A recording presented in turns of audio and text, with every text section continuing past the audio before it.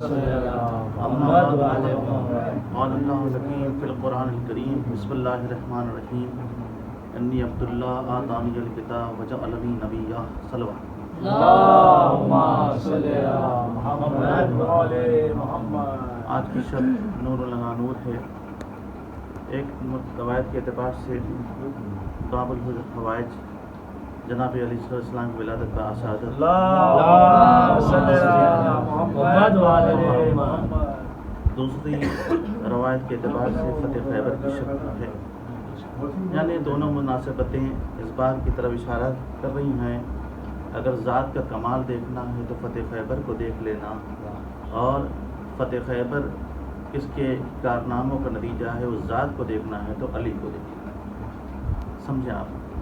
اور پھر جناب سکینہ سلام اللہ کی مملوک ہے، اس میں وہ ہے تو بہت تفصیل میں نہیں جا کر کے اجمالی طور پہ تھوڑا سا جائزہ لے کر کے بات کو سمیٹنا ہے کہ شعراء کرام کے کلام سے ہم بھی استفادہ کرتے ہیں اور اسی سے اپنی عزت ہم لوگ بجایا کرتے ہیں۔ جو وہ پڑھتے ہیں انہیں کی فکر کو لیتے ہیں، ان کی فکر سے ظاہر سی بات ہے۔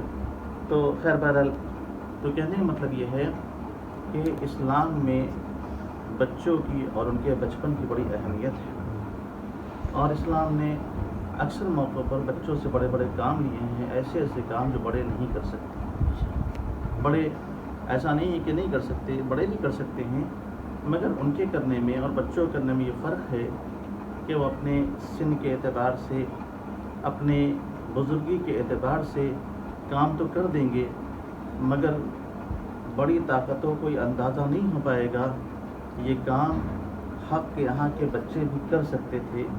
ان کے غرور کو، ان کے تمکنت کو، ان کے اہنکار کو، ان کی انانیت کو اتارنے کے لیے ضروری ہوتا ہے کہ اسلام بچوں سے بزرگوں کا کام لے لے۔ کیا کہنے، اور بڑے بڑے اگر کرتے ہیں تو ان پر ایلیگیشن لگا دیا جائے گا، یہ ہوگا وہ ہوگا، سمجھیں بچوں پہ کون سا چارج لگے گا، سمجھے آپ؟ صحیح۔ بہرحال خیر، تو ان سب باتوں کو جب آپ چل کے لیں گے تو اسلام نے جن بچپنوں سے کام لیا ہے اسے چل کے دیکھیں کہ سب سے پہلے جو واقعہ بھر کے آتا ہے وہ خلیل خدا حضرت ابراہیم علیہ السلام کی ذات گرامی آتی ہے کہ اللہ نے جناب ابراہیم کو ایک ایسی ہستی بنایا تھا کہ جو دین حنیف کے حامل تھے، باطل سے کترا کے چلنے والے، شرک سے الگ تھلگ ہو کے چلنے والے، سمجھے آپ ہیں؟ شرک سے الگ تھلگ ہو کے چلنے کا مطلب یہ ہوا کہ زمانے شرک میں آئے تھے، سمجھے آپ ہیں؟ دیکھیے پھولوں کی سیج بچھی ہو، پنکھڑی بکھری ہو، چار تو پھول ہوں، اس میں نکل جانا بہت آسان ہے، مگر کانٹوں کے بیچ سے اپنے دامن کو بچا کے نکل جانا بہت مشکل کام ہے۔ یہی جناب ابراہیم علیہ السلام کا کارنامہ تھا جس کی وجہ سے آپ کے دین کو دین حنیف کہا گیا کہ آپ باطل سے کترا کے، شرک سے کترا کے نکلتے ہیں۔ تو جناب ابراہیم علیہ السلام کا جو کارنامہ تھا ایسا نہیں تھا بڑے ہو کے ہوا، بلکہ بچپنے سے ہی شروع ہو گیا تھا، اور اس بچپنے کا جو پروٹیکشن ہے، چائلڈہڈ کا، اس کی حفاظت جو ہے وہ کیسے کی جائے ظاہر کر نہیں سکتے، کیونکہ نجومیوں میں نے اطلاع دے دی تھی تو بچہ آنے والا ہے، ساری باتیں تھیں عزیزوں، اور اس اعتبار سے تو نہ باپ کی گود میں بچے کو دکھایا جا سکتا ہے، نہ ماں کی آغوش میں پالا جا سکتا ہے، نہ گھر میں رکھا جا سکتا ہے۔ تو مشیت نے یہ انتظام کیا کہ تمہارے خانوادے کا چشم و چراغ نہیں ہے بلکہ ہمارے منصوبے کا بہت اہم ترین کردار ہے، کیا کہنا ہوا، تو جہاں ہم کہہ رہے ہیں اسے وہاں ڈال دو، تمہاری مامتا کو تسکین بھی ملتی رہے گی اور بچہ سلامت بھی رہے گا، انگوٹھے سے شہد کو جاری کر کے غذا کو فراہم کرے۔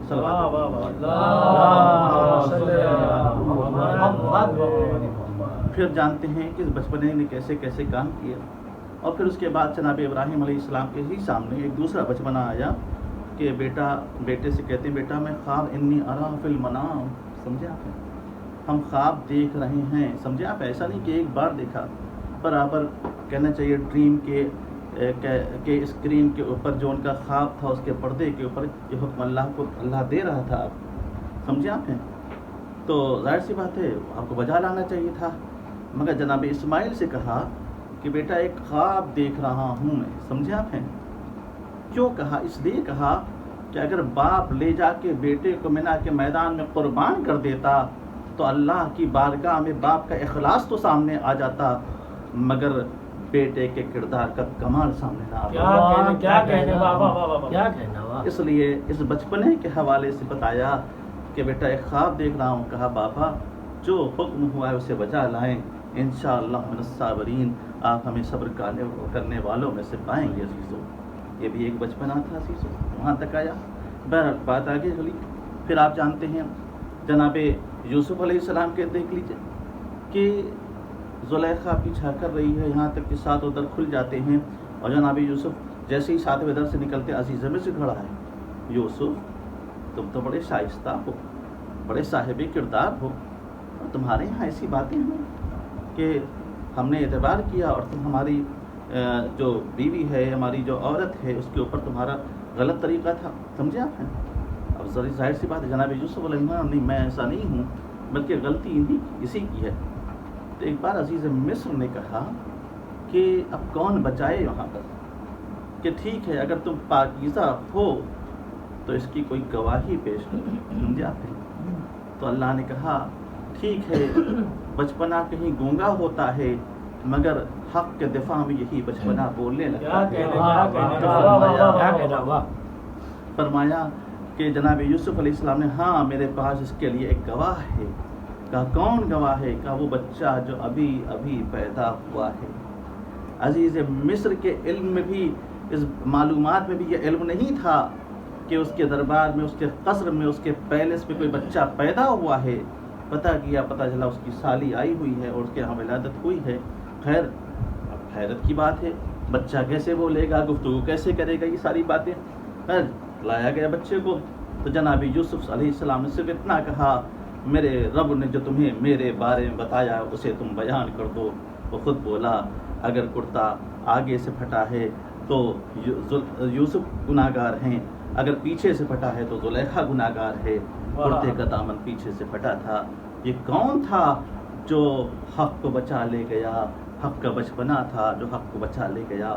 نہ ہوتا یہ بچپنا تو عزیز و یوسف کی جان کیسے بچتی، پھر مصر کی اقتصادیات کی زلفیں کیسے سنورتی، اور وہاں پر جو افراد تھے ان کو نجات کیسے ملتی. عزیزو بڑے بڑے کام لیے ہیں. پھر آپ چل کے دیکھیں یہی بچپنا چلا. ایک گھر میں ایک بچہ پیدا ہوتا ہے، رب اعلیٰ سمجھے، کوئی معمولی نہیں سمجھا، کوئی ڈکٹیٹر نہیں سمجھے. آپ ہیں آپ کے ملک کے حالات جیسے ہو رہے ہیں اس وقت آپ جان رہے ہیں، آپ ان سے پوچھئے جہاں حاکم کہہ رہا انا ربکم الاعلیٰ ہیں، جو میں اگر ربکم الاعلیٰ کہہ رہے اپنے کو، ایک بچہ تمہارے کام کو تمام کر دے گا. اب وہاں ظاہر سی بات ہے رب تھے اگر یہ تو ان کا ڈر سب کے دل میں ہونا چاہیے تھا. ایک بچے کے دل میں اللہ نے ان کے دل میں بچے کے ڈر کو ڈال کے بتا دیا کہ حق کا رب وہ ہوتا ہے جس سے سب ڈرتے ہیں، اور باطل پروردگار وہ ہوتا ہے جو ایک بچے سے بھی ڈرا کرتا ہے. صلوات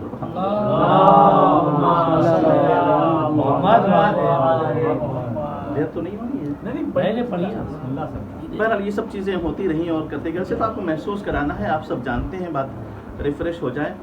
اور تو آپ جانتے ہیں پھر اس کے بعد نجومیوں نے اطلاع دی ایک بچہ، ظاہر سی بات ہے کتنے حمل ساقط کر دیے گئے، کتنی پریگننٹ عورتوں کے حمل کو ظاہر کر دیا گیا. یہ ساری چیزیں مردوں کو عورتوں سے دور رکھا گیا، عورتوں سے دور رکھا گیا کہ کہیں وہ بچہ آ نہ جائے. مگر اللہ نے ایسا موسیٰ علیہ السلام کے والد جو تھے ان کو بھی دور رکھا گیا. سمجھے آپ ہیں کہ وہاں ان کو وہاں پر لا کے مقید کر دیا گیا ساری چیز. مگر انتظام قدرت ایسا ہوا کہ زنجیریں ٹوٹیں، گڑیاں الگ ہوئیں، اور موسیٰ کے والد اپنی زوجہ کے پاس پہنچے. جناب یکابد جو جناب موسیٰ کی والدہ تھیں وہ حاملہ ہوئیں اور آپ ان کے شکم میں آ گئے. سو آثار حمل کو اللہ نے ظاہر نہیں کیونکہ یہ بچہ ہے جو باطل کا خاتمہ کرے گا، باطل کے خداؤں کا خاتمہ کرے گا. سمجھے آپ نے پردہ ڈال کے رکھا عزیزوں. اور پھر آپ جانتے ہیں ہوتے ہوتے بات کہاں تک آئی کہ جناب موسیٰ علیہ السلام کی ولادت ہو گئی. اب ہوتے ہوتے عزیزوں ولادت ہو گئی تو کیا ادھر سے حکم آ گیا کہ موسیٰ کو آپ اپنی آغوش میں نہ پالیں. آپ کی مامتا کو ہم جانتے ہیں، اس کی قدر کرنا ہم جانتے ہیں، مگر یہ آپ کے خانوادے کا چشم و چراغ نہیں ہے، آپ کی گود کی حرارت نہیں ہے، میرے منصوبے کا ایک بہت مضبوط کردار ہے. اس لیے ہمارا حکم ہے ایک صندوق میں رکھیے، دریائے نیل کے حوالے کر دیجیے. دریائے نیل میں ڈال دیا گیا. عزیزو اب بچہ چلا وہاں چلتے چلتے تو عزیزو آپ سمجھیں آپ وہاں پہنچ گیا، جیسے ہی پہنچا بچہ وہاں پر تو آپ کو پتہ ہے کہ لوگوں نے اطلاع کی ایک صندوق آ کے لگی ہے، اس میں کیا ہے، حکم ہوا اسے نکالا جائے، نکالا گیا تو ایک بچہ عزیزو سمجھے آپ ہیں، تو بچہ وہاں پہ نظر آیا، جیسے ہی نظر آیا تو جناب آسیہ بڑھیں، کہا میری کوئی اولاد نہیں ہے، ہم اسے گود لیں گے۔ تو فرعون نے کہا کہ کہیں یہی وہ بچہ نہ ہو جس سے میں ڈر رہا ہوں، ربکم الاعلیٰ ہو کر۔ آسیہ نے کہا کہ کوئی ضروری ہے کہ وہی بچہ ہو؟ بہرحال تو اب یہ اللہ کی طرف سے انتظام تھا عزیزوں۔ قصر باطل میں جناب موسیٰ کی پرورش ہونے لگی، ہوتے ہوتے بات یہاں تک پہنچی کہ ایک بار اس کو ایک جھلک دکھانی تھی کہ ہم وہی ہیں جس سے تو ڈر رہا تھا۔ اب یہ کیسے بتایا جائے عزیزوں؟ کہ دریائے نیل میں تو بعد میں لے جاؤں گا، داڑھی پکڑی اور مار دیا تماچا، جیسے ہی داڑھی پکڑ کے تماچا مارا، ظاہر سی بات ہے بچپنے کے ہاتھ اور ہوتے ہیں، جوانی کے ہاتھ اور ہوتے ہیں، لیکن بچپنے کے ہاتھوں سے جوانی کی مار کا احساس ہو گیا۔ فرعون تل ملا کے کہتا نہیں یہ وہی ہے۔ جناب آسیہ نے کہا نہیں یہ وہ نہیں ہو سکتا عزیزو۔ بہرحال اچھا نہیں ہو سکتا تو ہم اس کا امتحان لیں گے۔ ایک طرف سرد پتھر کو رکھا گیا، لال پتھر تھا، دوسری طرف انگارے کو رکھا گیا، مشابہت بھی بہت زیادہ تھی، اور فرعون نے کہا اگر اس نے آنکھ کو پکڑ لیا تو یہ عام بچہ ہوگا، وہ بچہ نہیں ہے، اور ادھر کی طرف چلا گیا تو مشیت نے اپنے منصوبے کو بروئے کار لاتے ہوئے موسیٰ کے بڑھتے ہوئے ہاتھ کو جو ادھر جا رہا تھا پتھر کی طرف، اسے انگارے کی طرف بھیج دیا، اور جناب موسیٰ علیہ السلام کا ہاتھ جل گیا۔ اللہ نے کہا ہم نے جلایا ہے تو ہم اسے یہ کمال دیں گے کہ ید بیضا کا معجزہ بنا کے سمجھے عزیزو۔ بس اس کے بعد باطل مطمئن ہو گیا اور یہاں ید بیضا کا معجزہ بن گیا۔ اس کے معنی یہ ہو گئے پہلے دن سے بات طے ہو گئی، جس کے یہاں وہ اتنی جرأت پائی جائے کہ وہ باطل کے رخسار پہ تماچا مار دے، کسی بھی اعتبار سے اسے شکست دے دے عزیزو، اسی کا ہاتھ ید بیضا کا معجزہ بنا کرتا ہے۔ اب عزیزو کوئی اپنے ہاتھوں کو جھکا کر کے قصر ابیض پہ سجدہ کرنے لگے تو باطل کا سجدہ کرنے سے کوئی کمال نہیں آتا، باطل کو شکست دینے سے کمال آتا ہے، اور اسی کا نتیجہ ہے عزیزو دنیا کا اتنا بڑا اسپریچول لیڈر اور آپ کے مرجع تقلید کے پاس آ گیا عزیزو۔ کردار بتاتا ہے ہماری مقناطیسی قوت کیا ہے۔ صلوات بر محمد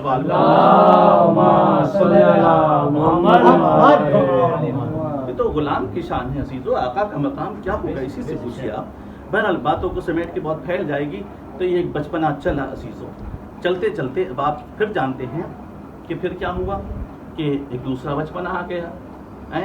جناب عیسیٰ علیہ السلام ولادت ہوتی ہے، جناب مریم جناب ہارون کی بہن، جناب مریم جناب عمران کی بیٹی، سمجھے آپ، جناب مریم جناب زکریا جو آپ کے خالو تھے ان کی بھانجی، جناب یحییٰ کی فرسٹ کزن، ان کی چچیری بہن، ان کی خلیری بہن عزیزو۔ یہ جناب مریم سلام اللہ کا کمال ہے عزیزو، اور بی بی نے کبھی وہ نہیں کیا، سمجھے آپ نے، ظاہر سی بات ہے وہاں سے طبق آتا تھا، طعام آتا تھا، سب کچھ آتا تھا، یہ ساری چیزیں تھیں ان کے۔ آپ کے والدین نے نظر مانی تھی اللہ ہمیں ایک بیٹا دے تو ہم اللہ کی راہ میں لگا، جب بیٹی ہوئی تو اللہ نے کہا لاؤ ذکر انسا، ہمارے مرد عورت پہ کوئی فرق نہیں ہے، اپنی نیت کو بروئے کار لاؤ، ہم اسی سے وہ دیں گے جو دنیا حیرت میں رہے گی عزیزو۔ تو آپ جانتے ہیں تو جیسے ہی جناب عیسیٰ علیہ السلام ولادت ہوئی، اللہ نے اپنے حکم سے، اپنے کمال قدرت سے جناب مریم کو بغیر شوہر کے حاملہ کیا، اور جناب عیسیٰ کو بغیر باپ کے پیدا کیا عزیزو۔ اور جیسے ہی پیدا ہو گئے ویسے یہودی آ گئے، مریم نہ تمہارا باپ ایسا، نہ تمہارا بھائی ایسا، نہ تمہارا خاندان، یہ بچہ آیا تو کہاں سے؟ اب عزیزو جناب مریم نے سے اللہ نے کہا مریم بولنا نہیں، خاموش رہنا، اشارہ کر دینا، کہاں سمجھے آپ نے، اس گہوارے کی طرف، یہی تو کہا، یہ کوئی آسان بات نہیں ہے عزیزو، عام طور سے چپ کا روزہ، سمجھے جناب مریم نے یہ روزہ نہیں تھا، یہ عورتوں کی فطرت کے خلاف جہاد تھا۔ تجربہ سبھی کو ہے، یہ یونیورسل فیکٹ ہے، آفاقی حقیقت ہے کہ عورتوں کی فطرت کے خلاف جہاد کر کے مریم نے بتایا کہ جتنے فساد دنیا میں ہو رہے ہیں اسی نسوانی اتھل پتھل کے نتیجے میں ہو گیا۔ واہ واہ واہ واہ۔ اگر وہاں پر سیرت مریم کو بروئے کار لایا جائے عزیزوں کبھی کچھ نہیں ہو سکتا۔ اس لیے امام حسن علیہ السلام نے فرمایا، اللہم صلی اللہ سے پوچھا گیا، کسی نے پوچھا کہ مولا یہ بتائیے حق اور باطل میں کتنا فاصلہ ہے؟ تو کہا 4 انگشت کا۔ کہا کیسے؟ کہا جو کان سے سنو وہ باطل، جو آنکھ سے دیکھو وہ حق۔ واہ واہ واہ واہ واہ۔ صلوات محمد وعلی اللہم صلی اللہ محمد۔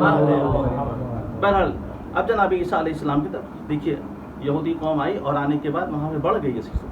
مریم صاحب کردار ہیں، معصومہ ہے، سب کچھ ہے، یعنی اس صاحب کردار کے نے جو کہا اس پہ یہودیوں نے شک نہیں کیا اور کہا جب اتنی پاکیزہ بیوی ہے اور ہم جانتے تھے کیسے، تو چلو بچے سے پوچھ لیتے ہیں۔ جیسے ہی گہوارے کی طرف گئے، کہنا چاہیے تھا رک کر کے ان کو، مجھ سے کیا پوچھے، وہ تو بولنا بھی نہیں جانتا ہوگا۔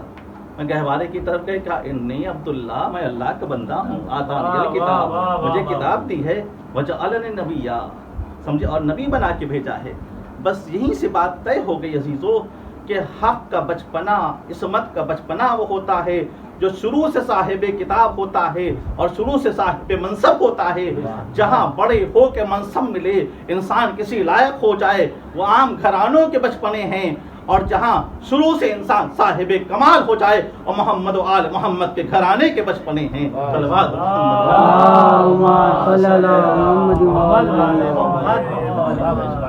پھر چلا بچپنا، دیر ہوگی تو بتا دیجیے گا کیونکہ پھر یہ بچپنا چلتا چلا، چلتے چلتے تاریخ میں آگے داخل ہوا تو ایک بار ہم نے یہ دیکھا، ایک ایسا بچپنا تھا کہ دنیا میں آنے سے پہلے باپ کے سائے سے محروم ہو گیا، سمجھے آپ ہیں؟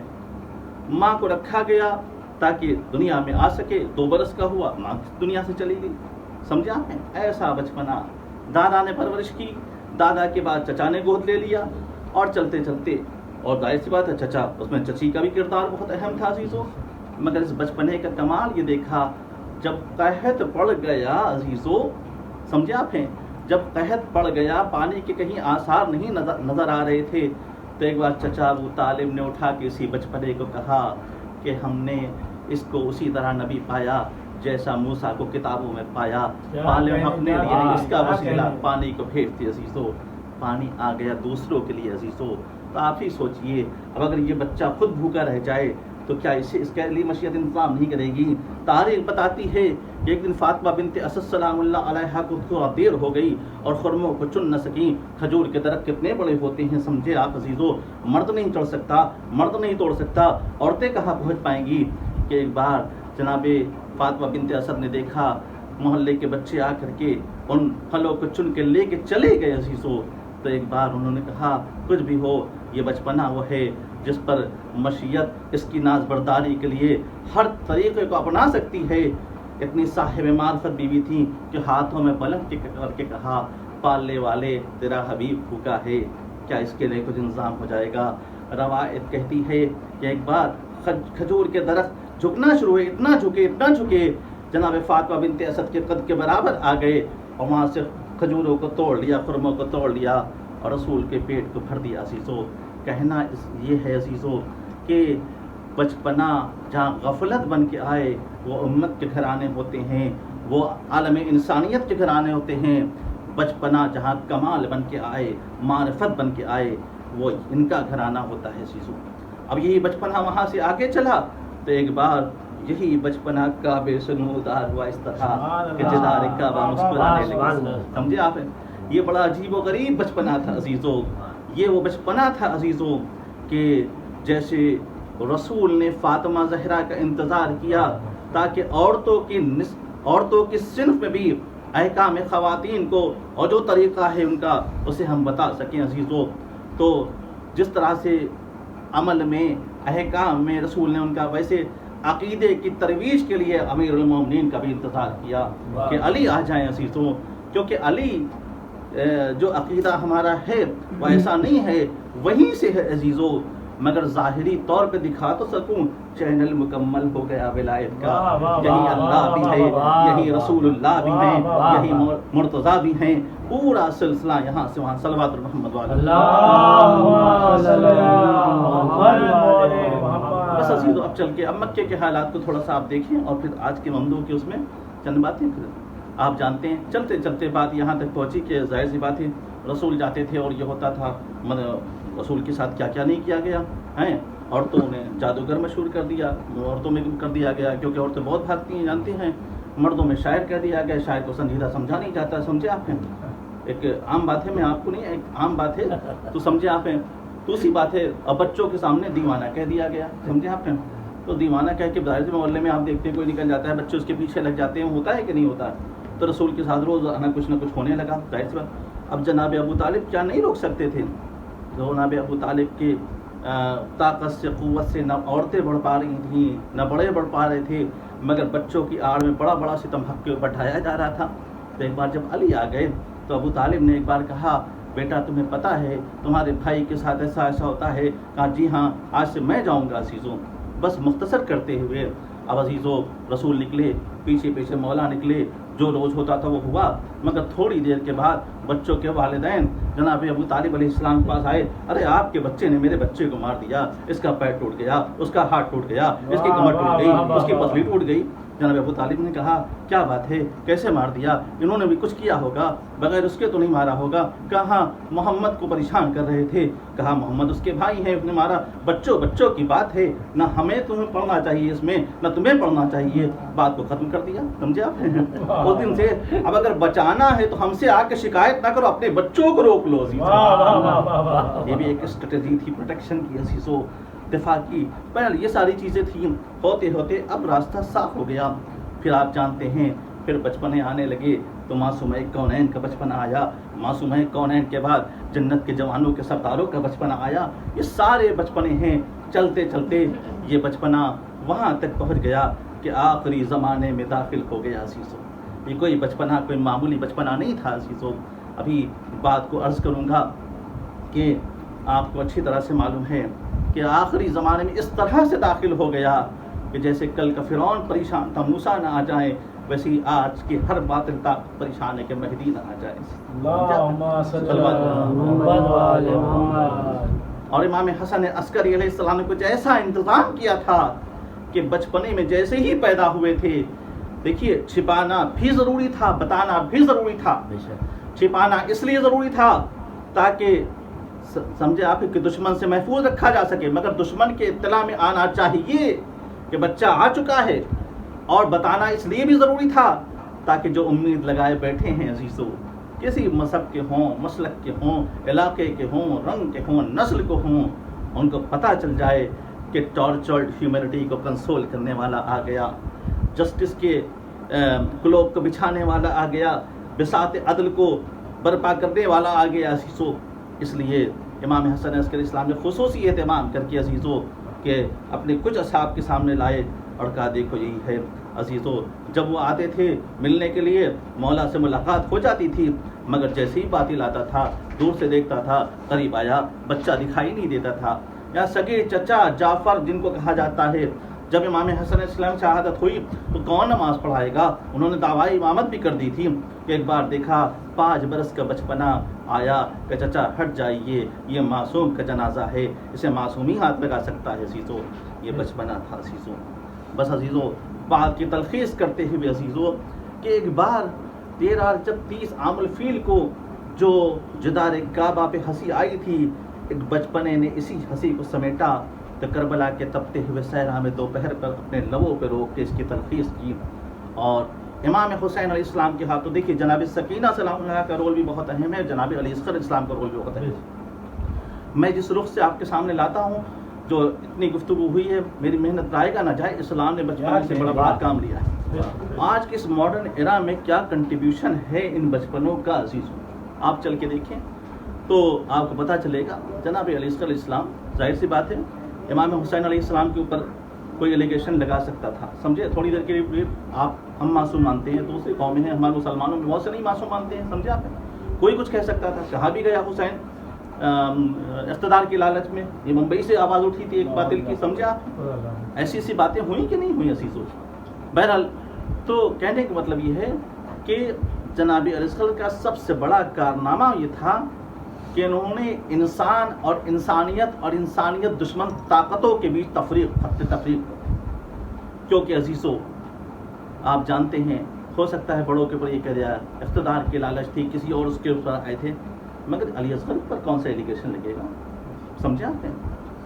دنیا کسی بھی عدالت میں جائیے اور وہاں پہ مقدمہ چلائیے اور دیکھیے ورڈکٹ علی اصغر کے فیور میں آئے گا. بے شک بے شک. یہ بات اپنی طرف سے نہیں کہہ رہا ہوں کہ جب ہٹلر کی ہٹ دھرمی کی وجہ سے دنیا میں دوسری عالمی جنگ ہوئی، جسے کہ سیکنڈ ورلڈ وار کہتے ہیں، دوسری وشو یدھ، تو ظاہر سی بات ہے بڑھتے بڑھتے اتنا ہو گیا کہ دنیا کی ایک بڑی آبادی ختم ہو گئی. سمجھے آپ نے؟ تو انسان نے سوچا ہم تو جینے کے لیے آئے ہیں نا، ہم مرنے کے لیے تو آئے نہیں ہیں. تو یہ احساس انسان کے اندر جاگا تو اس نے پبلک ریلیشنس ڈپارٹمنٹس کو اسٹیبلش کرنا شروع کیا. اور سب سے پہلا جو گریٹ برٹین میں بنایا گیا اور 1945 میں، اور اس کے بعد دنیا کے دوسرے ملکوں میں اس کی کھولی گئی. اور جانتے ہیں آپ، تو یہ جذبہ انسان کے اندر اپنے سے آیا، خود سے فطری طور پہ، کیونکہ اللہ نے آلریڈی انسٹال کر دیا تھا کہ سر چیز اللہ نے انسان کو دے دی. دو چیز نہیں دی، خون کا گروپ، خون کا کلر ایک رکھا اور گروپ کو الگ کر دیا. کلر ایک اس لیے رکھا تاکہ مساوات رہے، برابری رہے، ایکویلٹی رہے. کالا ہو اس کا خون بھی اسی رنگ کا، گورا ہو اس کا خون بھی اسی رنگ کا ہے. کسی اور ایران کا رہنے والا، اس کا خون ہندوستان کا ہو، اس کا امریکہ کا ہو، افریقہ، کہیں کا بھی، سب کے خون کا رنگ ایک ہے. مگر جب گروپ دیکھیے تو 4 گروپ میں بٹا ہوا ہے، اس میں نگیٹو اور پازیٹیو ہوتے ہیں. اگر کسی مخالف گروپ، کسی گروپ والے کو اس کے مخالف گروپ کا خون چڑھا دیا ہے تو اس کی موت ہو جائے. ہے کہ نہیں ہے؟ تو اللہ نے خون کو رنگ ایک رکھا تاکہ ایکویلٹی، مساوات رہے، اور گروپ کو الگ کر دیا تاکہ سب کو ایک دوسرے کی ضرورت رہے. یہی جذبہ جو تھا انسان کے اندر جب ابھر کر آیا تو اس نے کہا ہم تو جینے کے لیے آئے تھے، یہ خون ہماری باڈی میں بہنے کے لیے، زمین پہ بہنے کے لیے نہیں ہے. اب بہت لڑ چکے، اب بند کرو بند کرو بند کرو. تو UN، جسے اقوام متحدہ کہتے ہیں، اس کے فارمیشن سے پہلے عزیزو جنیوا میں پیس کونسل بیٹھی، وہاں پہ بڑی بڑی شخصیتوں کو لایا گیا. ان میں جناب عیسیٰ علیہ السلام کی شخصیت بھی لائی گئی، جو عیسائی دنیا میں سب زیادہ ہیں، ان کے نام سے ان کی اپیل کی جائے. مگر یہ ہوا کہ نہیں، اس سے یہودیوں کا اعتراض ہو سکتا ہے. جناب موسیٰ علیہ السلام کی شخصیت لائی گئی، کہا کہ نہیں، جناب موسیٰ علیہ السلام کی بھی مناسب نہیں ہے. گرو نانک کا کردار آیا، شری رام کا کردار آیا، بڑے بڑے اسپرچول لیڈرز کا آیا، سمجھے آپ، پر ہمارے رسول کا آیا، سمجھے، امام حسین علیہ السلام تک کا آیا. میں نے کہا نہیں، سب پہ کوئی نہ کوئی وہ ہو سکتا ہے. مگر ایک بار ننھا سا مسکراتا ہوا چہرہ جناب علی اصغر کا جب آیا عزیزو، رہا آپ کے شیرخوار کا، تو پیس کونسل نے اس کو ایکسپٹ بھی کیا اور اپروو بھی کیا. کہا ہیومن رائٹ چارٹر بنایا جائے اور بنا کر کے امن کی اپیل کی جائے، پیس کی اپیل کی جائے، اور جو جنگ ہو رہی ہے اسے سیز فائر کرایا جائے، اسے بند کرایا جائے عزیزو. یہ کہنا عزیزو اس کے بعد یہی ہوا اور جنگ بند ہوئی. اس کے بعد سے ابھی تک بہت تیاری ہو چکی. گلف وار ہوا، ہندوستان میں جنگ آزادی ہوئی. آپ دیکھیں ایران میں خونی انقلاب آیا، فرانس میں آیا، دنیا میں کالے اور گورے کا جھگڑا ہو رہا ہے، مگر عالمی جنگ نہیں ہو سکی، نہ ہو سکنا. اس بات کی ثبوت ہے کہ علی اصغر آج بھی نفس انسانی کو پکڑے ہوئے ہیں، احساس کی دنیا میں سفر کر رہا ہے. یہ ہے رباب کے شیرخوار کا کنٹریبیوشن عزیزو، آپ جانتے ہیں. اس کے بعد آپ چلیں، یہ ایسا نہیں ہے کہ میں اپنی طرف سے کہہ رہا ہوں، یہ عقیدت کی بات نہیں ہے، یہ حقیقت ہے عزیزو. یہ بات اور ہے کہ ہمارا تعلق ان سے ہے، لیکن آپ کہیں بھی چلے جائیں عزیزو. آپ نے دیکھا روٹری کلب پوری دنیا میں چلا رہی ہے پلس پولیو ابھیان چل رہا ہے کہ نہیں پورا. کوئی بچہ اپاہج نہ رہ جائے، کوئی لنگڑا لولا نہ رہ جائے، سب کو دی جائے. سمجھے آپ ہیں؟ آپ بتائیں کہ بہت چلایا گیا لوگوں کے اندر اویئرنیس کو لانے کے لیے، ان کے یہاں بیداری کو لانے کے لیے، جاگروکتا کو لانے کے لیے، مگر لوگ نہیں سمجھتے تھے. تو ایک بار ایک سلوگن بنایا اس نے، ایک چاند سے جنت کے پھول کی فوٹو بنا کر، ایک بچے کی فوٹو بنا کے، اور اوپر سے 2 بوند اس کے منہ میں گرتے ہوئے دکھائے گئے اور لکھا 2 بوند زندگی کی عزیزو. آپ بتائیں یہ کسی باپ کا سوال ہے نا، جو آج عالم انسانی کے ہاں احساس کو بیدار کرتا ہوا چل رہا ہے عزیزو، کہ وہ مت کرو اب دنیا کے بچوں کے ساتھ جو رباب کے شیر خار کے ساتھ کربلا میں ہوا۔ عزیزو، اگر آج دنیا میں علی اصغر کے قاتل کو پکڑ لیا گیا ہوتا، اگر کربلا میں پکڑ لیا گیا ہوتا اور دنیا سمجھ گئی ہوتی اور اہل بیت کی محبت پہ پوری طرح آ گئی ہوتی عزیزو، تو آج دنیا میں دہشت گردی ہوتی، امن ہوتا عزیزو۔ یہ ساری چیز ہیں عزیزو جو وہاں سے ہیں۔ اب آئیے بس آخر کلام جناب سکینہ کا کہنا بڑی تفصیل ہے عزیزو، میں کہاں تک لے جاؤں گا۔ سکینہ کہتے ہیں اس احساس کو، اس سکون کو جو اللہ صاحبان ایمان کے قلب میں اتارتا ہے عزیزو۔ وقت نہیں ورنہ میں آیت پڑھتا قرآن کی، آپ جا کے دیکھ لیجئے، قرآن میں ہے، سورہ فتح میں خاص کر کے ہے، اور سکون کو بڑھاتا چلا جاتا ہے۔ ذرا سوچیے اس سکینہ کا مقام کیا ہوگا جو صاحب ایمان کے قلب پہ نہیں اتری بلکہ امام کے آغوش میں امام حسین نے خود کہا وہ گھر اچھا نہیں لگتا جہاں میں سکینہ نہیں ملتی عزیزو۔ سینے سے سکینہ کو لگاتے تھے، سکون ملتا تھا۔ سر و تن میں جدائی ہونے کے بعد بھی شام غریبہ میں جب سکینہ کو سینے سے لگایا تو حسین کو بھی سکون ملا، سکینہ کو بھی سکون ملا۔ مگر بچی نے ظلم کو اس طرح سے ایکسپوز کر کے رکھا عزیزو کہ تمام کارنامے کہاں تک جاؤں گا۔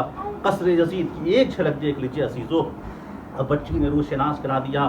آپ جانتے ہیں کہ قصر یزید میں ایک بار جناب سکینہ کی طرف ایک شخص کہتا ہے کہ اس بچی کو ہمیں کنیزی میں دے دے یزید سے۔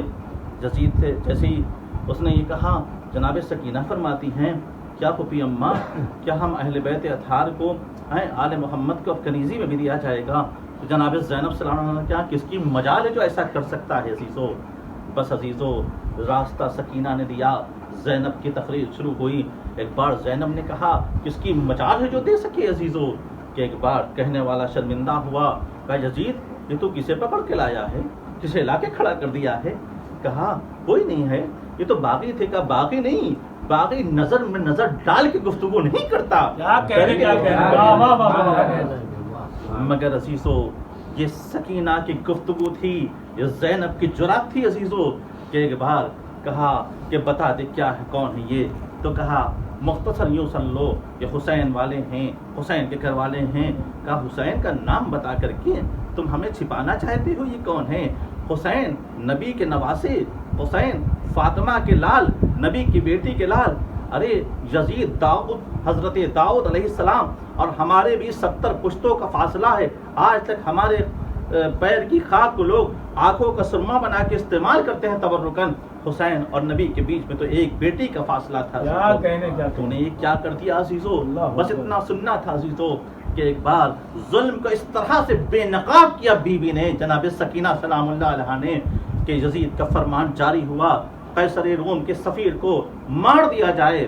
اس نے کہا مرنے کو تیار ہوں، کل کے خواب کی تعبیر مل گئی، بس میں نے مختصر کیا عزیزو۔ ادھر سفیر روم کا گلا کٹتا ہے عزیزو، یہ گلا نہیں کٹ رہا تھا بلکہ جناب سکینہ نے اپنی جرأت سے، اپنی اسٹریٹجی سے، اپنی حکمت سے اس طرح سے ایکسپوز کر دیا تھا کہ ایک بین الاقوامی قانون کو خلاف ورزی ہو رہی تھی۔ کسی ملک کے سفیر کو دوسرے ملک میں نہیں مارا جا سکتا۔ اگر آپ کو شکایت ہے تو آپ اس ملک کی حکومت سے کہیں، وہاں پر اس کے اوپر مقدمہ چلے گا، پھر جو طے ہوگا وہ دیکھا جائے گا۔ آپ کو حق نہیں ہے کہ آپ کسی دوسرے ملک کے سفیر کو اپنے یہاں کر دیں۔ عزیزو بہت دن پہلے کسی سفیر کا ہندوستان میں، رومانیہ کے سفیر کا کڈنیپ ہو گیا تھا، ہماری حکومت نے توڑ کر کے اسے حاصل کیا اور ان کے ملک کے حوالے کیا، کیونکہ عزت کی بات ہے، انٹرنیشنل لا کی بات ہے، انٹرنیشنل بین الاقوامی رولنگ کی بات ہے عزیزو۔ جناب سکینہ نے بتا دیا عزیزو، آج یہ ہونا، اس بار کڈنیپ ہونے پر، اغوا ہونے پر اس سفیر کو اس طرح سے ڈھونڈنا اور اس کی حکومت کے حوالے اس کو کر دینا، یہ احساس کہاں سے آ گیا عزیزو؟ یہ جناب سکینہ کی وہ تحریک ہے جو عالم انسانی کے ذہنوں میں سفر کر رہی ہے۔ یہ وہ ہستیاں ہیں جو اپنی تحریک سے فرد کے ذہن کو نہیں بناتی، حکومتوں کے ذہن کو بھی آراستہ کر کے عدل کے نہج پہ لاتی ہیں، چاہے جناب علی اصغر ہوں، چاہے جناب سکینہ ہوں۔ ان اللہ ملائکۃ یصلون علی النبی یا ایھا الذین آمنوا صلوا علیہ وسلموا تسلیما۔ اللهم صل على محمد صلواتک علیہ وعلی آبائہ فی هذه الساعة فی کل ساعة ولی حافظ قائد و ناصر و دلیل وین حتی تسکنہ سکتا و تمتع فیہا طویلا۔